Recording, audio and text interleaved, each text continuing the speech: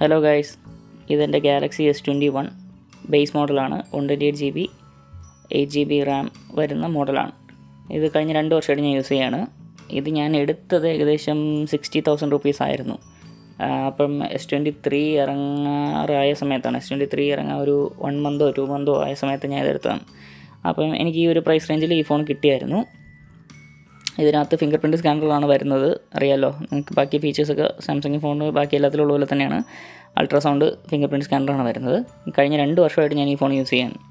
ഇതിൽ വരുന്നത് എക്സിനോസിൻ്റെ 2100 എന്ന് പറഞ്ഞ ചിപ്സെറ്റാണ്. എക്സിനോസിൻ്റെ പ്രോബ്ലം ആക്ച്വലി ഈ One UI 6.0 വന്നതോടുകൂടി ഒരുപാട് നല്ല പെർഫോമൻസ് ഇമ്പ്രൂവ്മെൻറ്റ്സ് നല്ല രീതിയിൽ വന്നിട്ടുണ്ട്. നല്ല രീതിയിൽ എന്ന് പറഞ്ഞു കഴിഞ്ഞാൽ ഈവൻ ക്യാമറയിൽ പോലും ഹാർഡ്വെയറിൽ ഒരു ഇമ്പ്രൂവ്മെൻറ്റ് പോലും വരുത്താതെ തന്നെ അവർക്ക് സോഫ്റ്റ്വെയർ വെച്ചിട്ട് ഈ ഒരു ഇമ്പ്രൂവ്മെൻറ്റ് വരുത്താൻ പറ്റുന്നുണ്ട്. അത് ഷട്ടർ ലാഗ് നല്ല രീതിയിൽ കൊടുത്തിട്ടുണ്ട്. നിങ്ങൾ ശ്രദ്ധിച്ച് നോക്കുക. ഞാൻ ക്ലിക്ക് ചെയ്തു, ആ ഒരു സമയത്ത് ആ ഒരു ലാഗ് വരുന്നത് വളരെ സ്പീഡായിട്ടുണ്ട്. ഇത് പഴയ മോഡലാണ്, നിങ്ങളത് മനസ്സിലാക്കുക. ഈ മോഡലിൽ അവർക്ക് സോഫ്റ്റ്വെയറിലൂടെ ഈ ഒരു ഇമ്പ്രൂവ്മെൻറ്റ് കൊണ്ടുവരാൻ കഴിഞ്ഞിട്ടുണ്ട്. പുതിയ S24 ഇപ്പോൾ ഇറങ്ങിയിട്ടുണ്ട്. ഞാൻ S24 എടുക്കണോ iPhone 15 എടുക്കണോ എന്നുള്ളൊരു കൺഫ്യൂഷനിലായിരുന്നു. ഞാനപ്പോൾ ഷോപ്പിൽ പോയി യൂസ് ചെയ്ത് നോക്കി. രണ്ടും S24 എക്സിനോസിൻ്റെ ചിപ്സെറ്റാണ് വരുന്നതെന്നുള്ളതിൻ്റെ ഒരു പേടി എനിക്കും ചെറുതായിട്ട് തോന്നിയിട്ടുണ്ടായിരുന്നു. പക്ഷേ ആക്ച്വലി നമ്മൾ യൂസ് ചെയ്യുമ്പോഴത്തേക്ക് S24 നല്ല സ്മൂത്തായിട്ട് ഫീൽ ആവും. കാരണം ആ 120 ഹെർട്സിൻ്റെ റിഫ്രഷ് റേറ്റും പിന്നെ ഈ എഡ്ജ് വരുന്നതുണ്ടല്ലോ. ഇപ്പം ഇത് S24 ആണ്. നിങ്ങൾക്ക് ഈ ഒരു ഡിസ്പ്ലേയും പാനലും തമ്മിലുള്ളൊരു എഡ്ജ് വരുന്നത് കണ്ടോ. ഇത് iPhone 15 പോലും കുറച്ച് കൂടുതലാണ്. പക്ഷേ S24 ഈ എഡ്ജ് വരുന്നത് വളരെ കുറവാണ്. ഫുള്ള് സ്ക്രീനിൻ്റെ ഒരു ഫീൽ കിട്ടുന്നുണ്ട്. അപ്പം ബ്യൂട്ടിഫുൾ ആയിട്ടുള്ളൊരു ഡിവൈസാണത്. പക്ഷേ കയ്യിൽ ഹോൾഡ് ചെയ്യുമ്പോഴത്തേക്ക് ഉണ്ടാകുന്നൊരു എക്സ്പീരിയൻസ് ഞാൻ പറഞ്ഞുതരാം. ഞാൻ ഈ ഫോൺ കേസ് യൂസ് ചെയ്യാറില്ല. സ്ക്രീൻ ഗാർഡ് ആക്ച്വലി ഇതിൻ്റെ കൂടെ വരുമ്പോൾ ഒരു സ്ക്രീൻ ഗാർഡ് ഉണ്ടായിരുന്നു. അത് ഞാൻ ആക്ച്വലി ഒരു ഷോപ്പിൽ പോയിട്ട് സ്ക്രീൻ ഗാർഡ് ഒട്ടിക്കാൻ നോക്കിയപ്പം അവരിളക്കി. പിന്നെ ഒട്ടിച്ച സ്ക്രീൻ ഗാർഡിൽ ഫിംഗർ പ്രിൻറ്റ് സ്കാനർ വർക്കാവാത്തതുകൊണ്ട് ഞാൻ അത് ഇളക്കി കളഞ്ഞു. അങ്ങനെ സ്ക്രീൻ ഗാർഡ് ഞാൻ ഇട്ടിട്ടില്ല, കേസും ഞാൻ യൂസ് ചെയ്യാറില്ല. അപ്പോൾ ഈ ഫോണ് പ്ലാസ്റ്റിക് ബാക്കാണ് വരുന്നത്. അപ്പോൾ അതുകൊണ്ട് തന്നെ എനിക്ക് ഒരു സ്ലിപ്പറി അല്ല, നല്ല ഗ്രിപ്പ് കിട്ടുന്നുണ്ട്. അതുകൊണ്ടാണ് ഞാൻ കൂടുതൽ കേസ് യൂസ് ചെയ്യാത്തത്. പിന്നെ ഇതിൻ്റെ ഒരു ഡിസൈൻ വരുമ്പം ഈ ബാക്ക് സൈഡിൽ ഒരു ചെറിയ കർവ് വരുന്നുണ്ട്. പിന്നെ ഇതിൻ്റെ ഈ ഒരു അലൂമിനിയം ഫ്രെയിമാണ് വരുന്നതെങ്കിലും ഇതിലൊരു വരുന്ന ഒരു പെയിൻറ്റിൻ്റെ ഒരു സാധനം ആക്ച്വലി നല്ല ഗ്രിപ്പുണ്ട്. എനിക്കത് കയ്യിൽ ഹോൾഡ് ചെയ്യാൻ നല്ല ഇതുണ്ട്. ഈ അൾട്രാ ഡിവൈസ്, വലിയ ഡിവൈസൊന്നും എനിക്ക് യൂസ് ചെയ്യാൻ പറ്റത്തില്ല. എൻ്റെ കൈ കുറച്ച് ചെറുതാണ് കമ്പാരിറ്റീവ്ലി. അപ്പോൾ എൻ്റെ കയ്യിൽ ഹോൾഡായിട്ട് ഈസി ആയിട്ട് നിൽക്കുന്നത് ഈ ഒരു സൈസുള്ള ഡിവൈസാണ്. അതുകൊണ്ടാണ് ഞാൻ മെയിൻലി ഈ ഒരു ഫോൺ എടുക്കുന്നത്. ഇതെനിക്ക് നല്ല ഈസിയാണ് ഹോൾഡ് ചെയ്യാൻ. അതുകൊണ്ട് ഞാൻ കേസൊന്നും ഉപയോഗിക്കാതെ യൂസ് ചെയ്യും. അപ്പോൾ ഇത് 2 വർഷം ആയതിനു ശേഷം ഈ എക്സിനോസിൻ്റെ ഡിവൈസിൽ ഇടയ്ക്ക് 1-2 തവണയൊക്കെ മാത്രം, ഇടയ്ക്ക് വല്ലപ്പോഴും കൂടെ വെച്ച് ഫോൺ നല്ല രീതിയിൽ ഹെവി ആയിട്ട് യൂസ് ചെയ്യുമ്പോഴത്തേക്ക് ചെറിയൊരു ലാഗ് അല്ലെങ്കിൽ ഒരു സ്റ്റട്ടർ, ഒരു ഹിക്കപ്പ് എന്നൊക്കെ പറയുന്ന രീതിയിൽ ചെറിയൊരു ഇത് ഫീലാവും. അതേ എനിക്ക് എക്സിനോസിൻ്റെ ചിപ്സിൽ ബാക്കി എടുത്ത് പറയാനായിട്ടുള്ളൂ. ഇതിനകത്ത് ഞാൻ അധികം ഗെയിമിംഗ് ഒന്നും ചെയ്യാറില്ല. BGM ഞാൻ ഇൻസ്റ്റാൾ ചെയ്തിട്ടുണ്ട്, പക്ഷേ ജസ്റ്റ് ഒന്ന് നോക്കാൻ വേണ്ടി മാത്രം ഇൻസ്റ്റാൾ ചെയ്തതാണ്. സ്ഥിരം ഞാൻ ഇതിൽ കളിക്കാറില്ല. BGM എമുലേറ്ററിൽ കളിച്ചുകൊണ്ടിരുന്നതാണ്. സോ ഗെയിമിംഗ് ഡിവൈസായിട്ട് നമുക്ക് ഈ ഫോണിനെ കണക്കാക്കാൻ പറ്റത്തില്ല. ഈ ഒരു ചെറിയ സൈസ് ഡിവൈസ് അല്ല ഗെയിമിങ്ങിന് ബെസ്റ്റ്.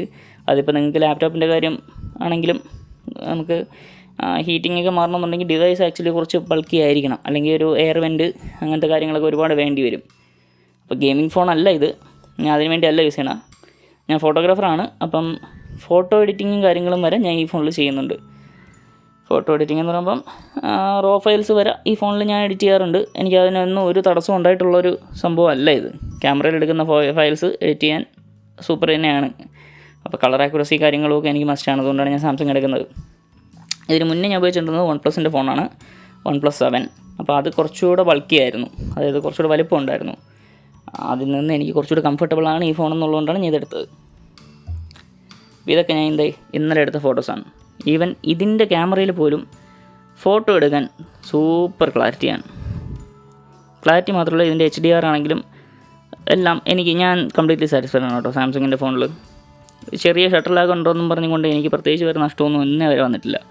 ആൾക്കാരൊക്കെ ഒരുപാട് ഹൈപ്പ് ചെയ്ത ഐഫോൺ അങ്ങനെയാണ് ഇങ്ങനെയാണെന്നൊക്കെ പറയും. ഇതിൻ്റെ അമ്മയും അമ്മയും ഇന്നലെ ചെടി മേടിക്കാൻ പോയ സമയത്ത് ഞാൻ കുറച്ചെടുത്ത ഫോട്ടോസാണ്. ഇത് പോർട്രേറ്റ് മോഡിലിട്ട് എടുത്തതാണ്. അപ്പോൾ നിങ്ങൾക്ക് ഈ ഒരു എഡ്ജ് ഡിറ്റക്ഷൻ കാണാം കുറച്ച് ദൂരം നിന്ന്. ഐഫോണിലെടുത്താലും ഇതേപോലെയൊക്കെ തന്നെ വരും, ചെറിയ വ്യത്യാസം ഉണ്ടെങ്കിലേ ഉള്ളൂ. ഇത് 3 വർഷം മുന്നത്തെ മോഡലാണെന്ന് നിങ്ങൾ മറക്കരുത്. ഓക്കെ, അപ്പം ഫോട്ടോസ് എനിക്ക് കാഷ്വലായിട്ട് ഇങ്ങനെ ഞാൻ എവിടെയെങ്കിലും വെളിയിൽ പോകുമ്പോൾ ക്യാമറ കൊണ്ട് നടക്കാൻ പറ്റാത്ത സിറ്റുവേഷൻ, അപ്പോഴൊക്കെ എനിക്ക് ഫോണിൽ ഫോട്ടോ എടുക്കണമെന്ന് ആഗ്രഹമുണ്ട്. അതുകൊണ്ട് മാത്രമാണ് ഞാൻ ഫോണ് ഈ ഒരു റേഞ്ചിൽ ഞാൻ പ്രിഫർ ചെയ്യണത്. ഓക്കെ, അല്ലാതെ എല്ലാവരും ഒരു 60,000 അല്ലെങ്കിൽ ഈ ഒരു റേഞ്ചിൽ ഫോൺ എടുത്ത് പൈസ കളയേണ്ട ആവശ്യം, പൈസ ഉള്ളവർക്ക് കളയാം. ഓക്കെ, ഇപ്പം ഞാനും നിങ്ങളെപ്പോലെയൊക്കെ സാധാരണക്കാരനാണ്. ഇപ്പം ഞാൻ ഈ ഒരു പൈസ സ്പെൻഡ് ചെയ്യണമ്പം ഒരുപാട് ആലോചിച്ചിട്ടായിരിക്കും സ്പെൻഡ് ചെയ്യണത്. ഇപ്പം ഇതിനകത്ത് ഫയൽ സേവ് ആവുന്നത് ഞാൻ HEIC ആണ് സെലക്ട് ചെയ്തിരിക്കുന്നത്. നിങ്ങൾ 64 MP ഇട്ടാലും 12 MP ഇട്ടാലും ഫയൽ സൈസ് വളരെ കുറഞ്ഞിരിക്കും. അതിൻ്റെ ഒരു ഡീറ്റെയിൽസ് നിങ്ങൾക്ക് വേറെ നോക്കി അറിയാം. HEIC JPEG വേണമെന്നുണ്ടെങ്കിൽ ഞാൻ ഒരു വീഡിയോ ചെയ്യാം. നിങ്ങൾക്ക് താല്പര്യം ഉണ്ടെങ്കിൽ ഞാൻ പറഞ്ഞുതരാം.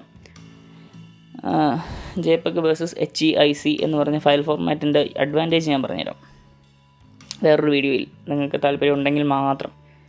ഇതിൻ്റെ ഒരു 12 MP ഫയലിലിട്ട് എടുത്തതാണ്. 12 MP ആകുമ്പോഴത്തേക്ക് ഇതിൻ്റെ മെയിൻ ക്യാമറയ്ക്കകത്ത് വരുന്നത് 12 MP ഫയൽ സേവ് ആവുന്നത്.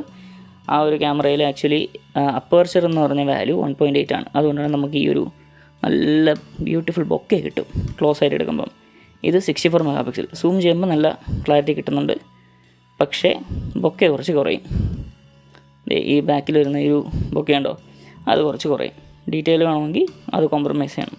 അങ്ങനത്തെ കുറച്ച് കാര്യങ്ങളുണ്ട്. അപ്പം ഈ ഒരു ഫോട്ടോസ് എല്ലാം ഞാൻ എൻ്റെ ഈ ഫോണിൽ തന്നെ എടുത്തതാണ്.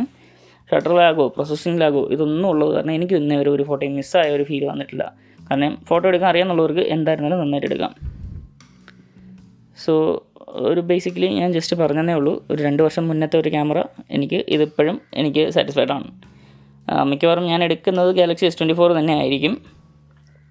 ഇപ്പം സാംസങ്ങിൻ്റെ എക്സിനോസിൻ്റെ പ്രൊസസ്സർ എനിക്ക് വലിയ ഡീൽ ബ്രേക്കർ ആയിട്ടൊന്നുമല്ല. സ്നാപ്ഡ്രാഗൺ 2400 ആണ് S24 വരുന്നത്. അപ്പം എക്സിനോസ് ആയതുകൊണ്ട് എടുക്കാതിരിക്കണം എന്നുള്ളൊരു ഇതൊന്നുമില്ല. സാധാരണക്കാർക്ക് ഒരിക്കലും ഒരു ബാധ്യത ആവത്തില്ല ആ സാധനം, അത് എനിക്ക് ഉറപ്പുണ്ട്. അപ്പോൾ അതാണ് ഗൈസ്, ഈവൻ S21 പോലും ഞാൻ സാറ്റിസ്ഫൈഡ് ആണ്. ഞാൻ സാറ്റിസ്ഫൈഡ് എന്ന് പറയുമ്പം എന്താ പറയുക, ഐഫോണൊന്നും ഞാൻ പൈസ മുടക്കി അങ്ങനെ എടുക്കുന്ന ആളല്ല. എൻ്റെ മെയിൻ റീസൺ ഐഫോൺ വിരോധി ആയതുകൊണ്ടോ സാംസങ് ഫാൻ ആയതുകൊണ്ടോ ഒന്നുമല്ല. ഐഫോൺ എടുക്കുമ്പം മെയിനായിട്ട് നമുക്ക് വരുന്ന പ്രോബ്ലം, നമ്മളൊരു റെസ്ട്രിക്റ്റീവ് ആവുന്നുള്ളൊരു സാധനം. അപ്പോൾ പൈസ കൊടുത്ത് ഞാനൊരു ഫോൺ വാങ്ങിച്ചു കഴിഞ്ഞാൽ എനിക്കൊരു ഫ്രീഡം കിട്ടണം. എന്ത് ചൂസ് ചെയ്യണം, എന്ത് ചൂസ് ചെയ്യണ്ട, അങ്ങനത്തെയൊക്കെ ഉള്ളൊരു ഫ്രീഡം എനിക്ക് കിട്ടണം. ഐഫോണിൽ ഒരിക്കലും ആ ഒരു സാധനം കിട്ടത്തില്ല. ഒരു ക്ലോസ്ഡ് എക്കോസിസ്റ്റമാണ്. എന്നാൽ അതുകൊണ്ട് സെക്യൂരിറ്റിയാണ് കൂടുതലെന്ന് ആൾക്കാർ തെറ്റിദ്ധരിക്കുന്നുണ്ട്. നിങ്ങൾക്ക് ഏതെങ്കിലും സോഫ്റ്റ്വെയർ ഡെവലപ്പേഴ്സിനെ നന്നായിട്ട് അറിയാമെന്നുണ്ടെങ്കിൽ അറിയാം, എല്ലാം കണക്കാണ്. ഒരു വൈറസ് അതിന് വേണ്ടി ഡെവലപ്പ് ചെയ്താൽ ഓക്കെ, മാസമായിട്ട് ഡെവലപ്പ് ചെയ്യുമ്പം ആൻഡ്രോയിഡിന് വേണ്ടി ഡെവലപ്പ് ചെയ്യുന്നു, അത്രയേ ഉള്ളൂ. അതുകൊണ്ടാണ് സെക്യൂരിറ്റി ത്രെറ്റ് ആൻഡ്രോയിഡിൽ കൂടുതലുള്ളത്. പിന്നെ മാത്രമല്ല ആൻഡ്രോയിഡിൽ ചോയ്സ് വരുന്നുണ്ട്. നിങ്ങൾക്ക് ഫോൺ ഉപയോഗിക്കാനേ അറിഞ്ഞുകൂടാത്ത ഒരു ബുദ്ധി ഒട്ടും ഇല്ലാത്ത ഒരാളാണ് എന്നുണ്ടെങ്കിൽ ഐഫോൺ എടുക്കാം. കാരണം ഒന്നും ചിന്തിക്കേണ്ട, പുറത്തൊന്നും ഒരു ആപ്പ് ഇൻസ്റ്റാൾ ചെയ്യാൻ പറ്റില്ല.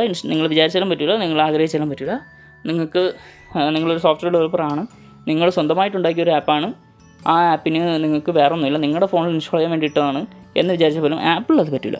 പക്ഷേ ആൻഡ്രോയിഡിലാണെങ്കിൽ നിങ്ങൾക്ക് അങ്ങനെ പറ്റും. ഒരു ചോയ്സ് ഉണ്ട്. അപ്പോൾ നിങ്ങൾ ക്ലോസ്ഡ് അല്ല ഒരു എക്കോസിസ്റ്റത്തിൽ. ഞാനെക്കുറിച്ച് ഡീറ്റെയിൽ ആയിട്ട് പറയുന്നില്ല, ഓരോ ആൾക്കാർക്ക് പ്രിഫറൻസ് ഉണ്ട്. ഓക്കെ, പേഴ്സണലി എനിക്കങ്ങനെ ട്രാപ്പായി പോണ ഫീലിംഗ്, പൈസ കൊടുത്തിട്ട് ട്രാപ്പായി കിടക്കുന്ന ഫീലിംഗ് എനിക്കിഷ്ടമല്ല. സോ സാംസങ് തന്നെ ഞാൻ ചൂസ് ചെയ്യും. കാരണം ആ പൈസയ്ക്ക് അത് വേർത്താണ്. സെക്യൂരിറ്റിക്ക് ഒരു കുറവുമില്ല. നോക്ക് സെക്യൂരിറ്റിയൊക്കെ നല്ല സൂപ്പറാണ് സാംസങ്ങിൻ്റെ. അപ്പോൾ അതിൻ്റെ ഡീറ്റെയിൽ ഞാൻ പറയുന്നില്ല. നിങ്ങൾക്ക് വേണമെങ്കിൽ ഞാൻ ഒരു ഡീറ്റെയിൽ റിവ്യൂ ചെയ്യാം.